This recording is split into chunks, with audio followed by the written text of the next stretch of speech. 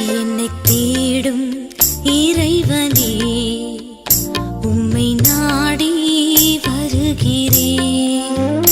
என்னை தேடும் இறைவனே, உம்மை நாடி வருகிறேன். இன்றைய தியானத்தின் தலைப்பு தேவ சமாதானம்.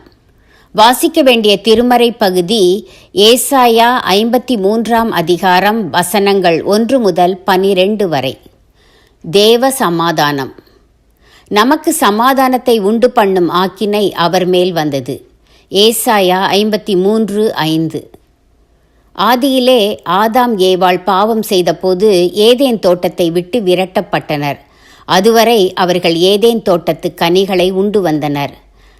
அதன்பின் சபிக்கப்பட்ட பூமியிலே, முள்ளும் குறுக்கும் முளைப்பிக்கிற பூமியிலே வருத்தப்பட்டு பாடுபட்டு அதன் பலனை அவர்கள் புசிக்க வேண்டியதாயிற்று. ஏதேன் தோட்டத்தை விட்டு விரட்டப்பட்ட பின் ஜீவ விருட்சத்துக்கு போகும் வழியை தேவன் அடைத்து விட்டார்.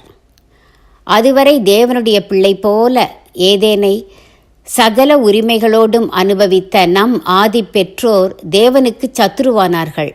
இப்படித்தான் இன்றும் மனிதன் பாவம் செய்ய செய்ய தேவனை விட்டு விலகி விலகி அவருக்கு சத்துருவாகி போகிறான். ஆனாலும் தேவன் தான் படைத்த மக்களுக்கு மறுபடியுமாய் நித்திய ஜீவனை அளிக்கவும் தம்முடன் ஒப்புரவாக்கிக் கொள்ளவும் தக்கதாய் கிறிஸ்துவை அனுப்பினார். அவர் பாடுபட்டு சிலுவையில் அறையுண்டு மொத்த மனுக்குலத்தின் பாவங்களையும் சுமந்து தீர்த்தார். இதைத்தான் ஏசாயா தீர்க்க தரிசனமாக, நம்முடைய மீறுதல்களின் நிமித்தம் அவர் காயப்பட்டு நம்முடைய அக்கிரமங்களின் நிமித்தம் அவர் நொறுக்கப்பட்டார், நமக்கு சமாதானத்தை உண்டு பண்ணும் ஆக்கினை அவர் மேல் வந்தது என்கிறார். ஆக்கினை என்றால் தண்டனை. தண்டனையை அனுபவித்து தீர்த்தபோது தேவனுக்கும் மனிதனுக்கும் இடையே இருந்த பிளவு, பகை அற்றுப்போகிறது. நமக்காக இயேசு தண்டனையை அனுபவித்து விட்டார் என்பதை விசுவாசித்து தேவனிடம் மன்னிப்பு கேட்கும்போது தேவன் நம்மை ஏற்றுக்கொள்கிறார். அதனால் தேவ சமாதானம் நமக்கு கிடைக்கிறது. இதைத்தான் பவுல் இவ்விதமாக, நாம் விசுவாசத்தினாலே நீதிமான்களாக்கப்பட்டிருக்கிறபடியால் நம்முடைய கர்த்தராகிய இயேசு கிறிஸ்து மூலமாய் தேவனிடத்தில் சமாதானம் பெற்றிருக்கிறோம் என்று எழுதுகிறார்.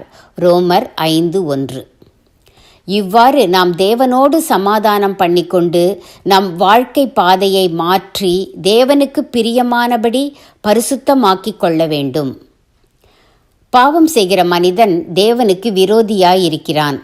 தேவனோடு சமாதானம் பண்ணிக்கொள்ள கிறிஸ்து மத்தியஸ்தராய் இருக்கிறார். பாவம் செய்கிற மனிதன் தேவனுக்கு விரோதியாயிருக்கிறான். தேவனோடு சமாதானம் பண்ணிக்கொள்ள கிறிஸ்து மத்தியஸ்தராய் இருக்கிறார். தீர்மானம்: சமாதான பிரபு மூலம் தேவ சமாதானம் பெறுவேன்.